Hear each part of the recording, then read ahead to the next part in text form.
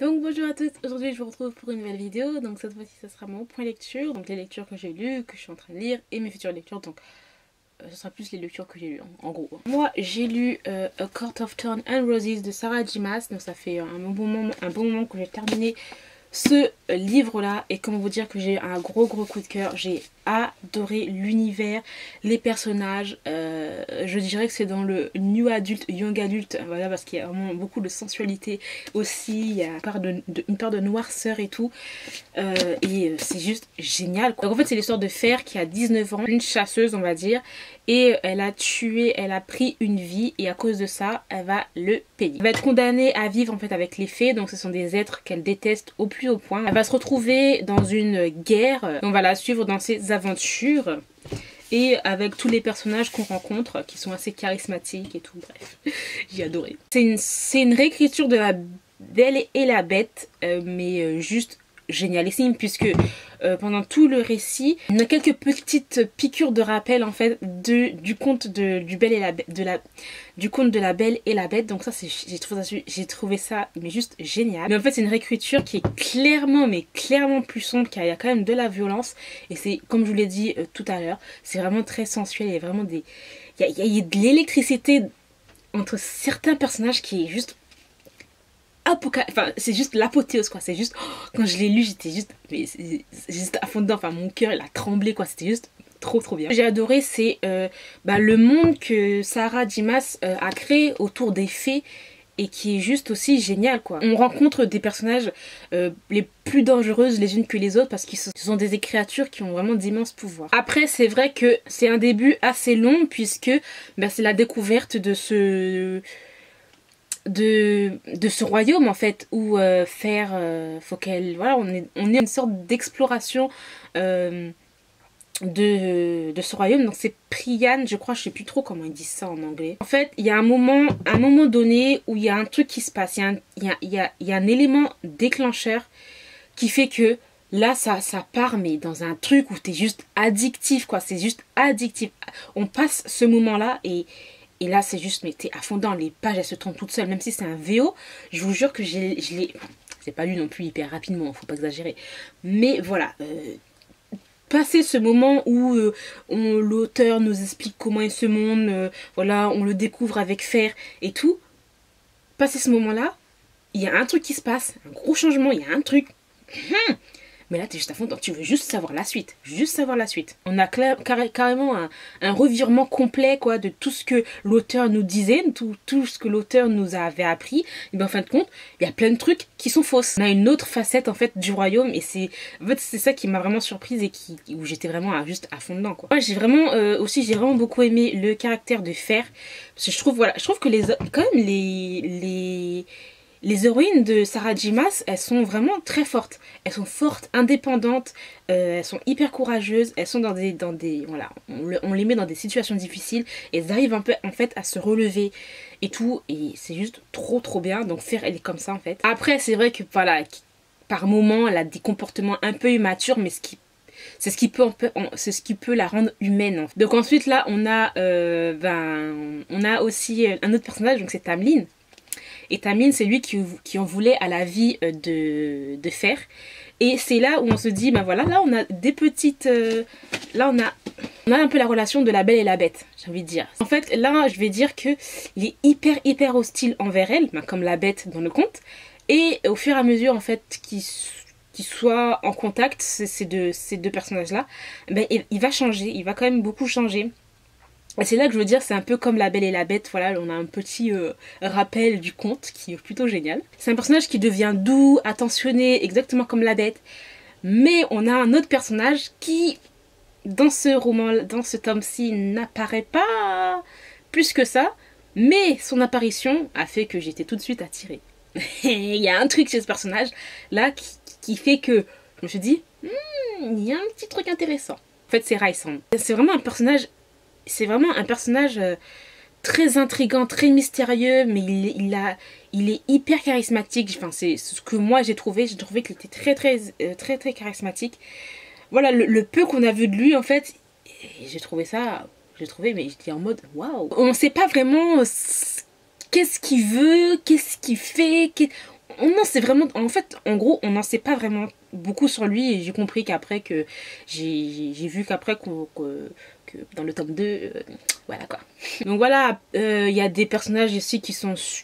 Voilà, les personnages qu'elle a créés en fait, Sarah J. Maas, autres que ces trois-là, ils sont vraiment géniaux. Il y en a un qui est... Comment il s'appelle encore? Il y a Lucien, voilà, qui a une sorte de franc-parler, qui est assez sarcastique. Donc j'ai bien aimé aussi ce personnage-là. Voilà, en gros, moi, ça a été un coup de cœur pour ce tome-ci. J'ai hâte de m'acheter le deuxième tome. Bon, je verrai quand est-ce que je vais l'acheter. Mais moi, je vous conseille si vous adorez les réécritures de contes et surtout des réécritures de contes qui sont assez sombres. Et voilà, moi, comme je crois que je l'ai déjà dit, ce n'est pas un young adulte, c'est plus un mix de young adulte et new adulte, puisque quand même, il y a quand même une part de violence, une part de sensualité aussi qui fait que voilà, c'est pas du young adulte, quoi, clairement. Et voilà, j'ai vraiment adoré. Après, je ne le conseillerais pas pour un premier roman. Oula, je le conseillerais pas pour un premier roman à lire en VO, puisque franchement, le vocabulaire est assez... C'est pas un vocabulaire comme les young adultes contemporaines. C'est clairement plus facile en young adulte contemporain que là. Parce qu'on a des termes, voilà, il y a des termes un peu magiques, ça veut dire un peu fantastiques que l'auteur met là-dedans et que ben, j'ai un petit peu buté sur les mots en fait. J'étais là en mode, ça veut dire quoi ça? Après bon, tu te dis, bon, t'imagines un truc, bon, des fois j'ai buté, des fois je me dis, bon, je comprends pas trop, c'est pas un moment très important, je passe. Voilà, en gros, c'est un petit peu comme ça. Mais c'est pour des personnes qui lisent de l'anglais, qui comprennent assez bien l'anglais, c'est pas si difficile que ça. Après, c'est par rapport au vocabulaire fantastique, mais après ça, ça va.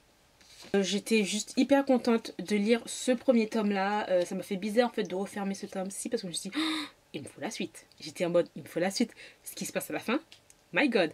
Donc voilà, vraiment très très bonne découverte. Un gros coup de cœur pour celui-là. Je comprends pourquoi beaucoup de personnes l'adorent, ont parlé de ce tome-ci. Et Sarah J. Maas, moi j'adore. Hein. C'est vrai qu'il y a Throne of Glass. J'ai lu les 2 premiers tomes et j'ai les autres tomes à lire. Les 2 premiers tomes, ils sont vraiment géniaux. Moi, j'ai adoré ce monde fantastique et tout. Et Sarah J. Maas, elle est vraiment excellente dans le genre un peu fantasy young adulte.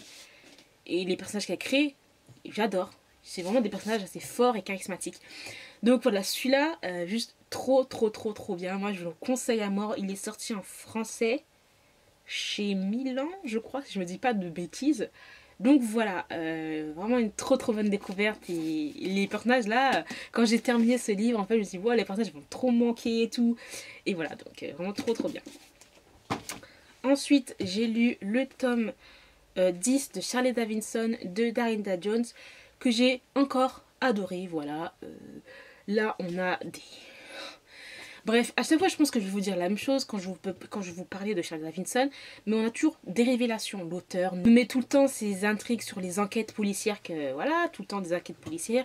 Mais en même temps, il y a toujours la part fantastique, le fait est que, voilà, Charlie, on sait, on va dire, sa vraie nature, parce que en fait, compte, c'est pas vraiment ça, mais maintenant, on sait sa vraie nature, c'est quoi, voilà.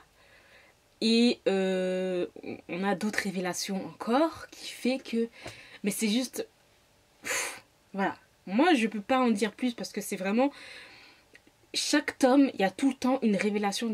Dans les différents tomes que j'ai lus, il y avait toujours un nouveau truc, une nouvelle bombe en fait que l'auteur nous lâchait. Voilà, dans le premier tome, on avait cette bombe-là, donc il fallait attendre le tome 2 pour lire. Dans le tome 2, on avait une bombe tout le temps à la fin, donc il fallait attendre. Et là, dans ce tome 10-là, on a encore une autre bombe. Il faut attendre le tome 11. Le tome 11, je l'ai dans ma palle, donc ça va. Mais comment vous dire que c'est tout le temps ça. C'est le truc de l'auteur, quoi, en gros, hein, clairement. Et voilà, j'ai adoré. En plus de ça, là, on a une Charlet et un Reyes. C'est pas qu'ils sont en froid, mais il y a un petit malaise en fait dans leur couple. Et voilà, ça va pas durer longtemps, mais il y a quand même un petit malaise. Il y a des petits secrets cachés qui se cachent l'un l'autre et qui fait que voilà, il y a eu ce malaise là. Mais voilà, c'est vraiment un Ivan Fantasy que j'ai toujours adoré, voilà. Et ensuite j'ai lu Dame Sven de Amélie Marie-Rage, donc d'après Vampire Rockstar, hein. Donc c'est un tome un peu HS de la série Vampire Rockstar. Moi j'ai pas la série Vampire Rockstar, moi je voulais juste lire le MM parce que c'était des vampires et que c'était juste génial. J'ai vraiment beaucoup aimé celui-là. Donc en gros en fait... là on est dans un univers de vampires et le fait est que les vampires ils ont aussi des sortes d'âmes sœurs, voilà. Et là en fait c'est ce qu'ils arrivent à Dem et Sven. En plus de ça, Dem c'est un gros con au début du livre, donc le gars c'est un gros égoïste. Il est patron d'un bar et c'est quelqu'un de hyper égocentrique. Il est imbu de lui-même, il a tous les mauvais caractères qui nous saoulent, clairement. Voilà, il a vraiment un caractère de merde, clairement, c'est un gros con. Et il va y avoir Sven qui va implanter sa boîte aussi, on va dire en face un petit peu de chez Dem. Et là, ça va être la guerre entre les deux. Et bien sûr, la destinée, parce que c'est ce qu'ils appellent, je crois, la destinée. Donc, c'est les âmes sœurs, en fait, entre deux. Hein. Et voilà, ils vont se rendre compte qu'ils sont hamsters. Et quand on est hamster, eh ben, on a une attirance sexuelle aussi, une attirance irrésistible l'un envers l'autre. Même s'ils se détestent, mais il y a toujours de l'attirance et c'est vraiment marrant de voir ça. En fait, ils essayent d'ignorer le truc, mais voilà, c'est des vampires, les odeurs, blablabla. Enfin bref, voilà. J'ai vraiment adoré celui-là. Il était vraiment très très marrant aussi. C'est vraiment très très marrant de les voir en fait un peu se disputer par rapport à ça. Et voilà, donc après voilà, le moment où ils lâchent les rênes, où ils se disent bon voilà, on s'en fout. En plus, surtout Dem qui est lui qui... Enfin, il a vraiment des... Dem, il a vraiment des répliques, mais juste... What? Il a vraiment des répliques, tu te dis mais lui il est sérieux. Lui voilà, c'est ce qu'il aime les femmes, surtout ce qu'il y a entre les jambes des femmes, voilà. Et c'est trop marrant parce qu'il se dit bah non, moi je suis pas gay, j'aime pas les hommes, moi j'aime bien ce qu'il y a entre les jambes des femmes et tout. Et bah voilà, hein, ces deux-là ils vont être obligés d'être ensemble, on va dire. Et voilà, ils vont... on va suivre leur truc. Il va bien sûr avoir une intrigue aussi par rapport au fait que quelqu'un veut tuer Dem, parce que Dem a fait quelque chose encore voilà, et hein, elle a fait encore quelque chose qui fait que ben voilà, hein, il va devoir être protégé par Sven et ils vont se rapprocher et voilà. Vraiment j'ai vraiment beaucoup aimé ce MM là qui est vraiment drôle, très sensuel aussi et vraiment pas mal. Donc voilà, j'ai vraiment beaucoup aimé ce tome-ci. Donc voilà, j'ai terminé pour mon point de lecture, j'espère qu'elle vous aura plu. Je vous ai présenté 3 lectures, mais je vous présenterai encore 3 autres prochaines lectures que j'ai lues. Hein. Donc je vais vous montrer déjà les prochaines lectures que j'ai déjà lues, que je vais vous présenter dans un autre point de lecture. Donc c'est le tome 15 de Psy Changeling, le tome 2 de Caroline Marshall et aussi le tome 2 de Adrienne English. Donc voilà, j'ai très hâte de vous présenter ces 3 prochains romans que j'ai lus. Enfin bref, moi je vous remercie d'avoir regardé cette vidéo jusqu'au bout. Dites-moi si vous avez lu les livres que je vous ai présentés et ce que vous en avez pensé. Surtout pour A Court of Thorns and Roses, donc, qui est sorti en français. Donc c'est Un palais d'épines et de roses. Ce que vous en avez pensé, parce que je sais qu'il y en a beaucoup qui ont lu. Et il y a quand même beaucoup eu de coups de cœur. Enfin bref, moi je vous retrouve très bientôt pour une nouvelle vidéo. Bye! I'm in trauma, it's got me sad. Stuck in trauma, 노래나 부를래. Blah blah blah blah, 안 잊혀져 왜? This my trauma, yeah, trauma got me.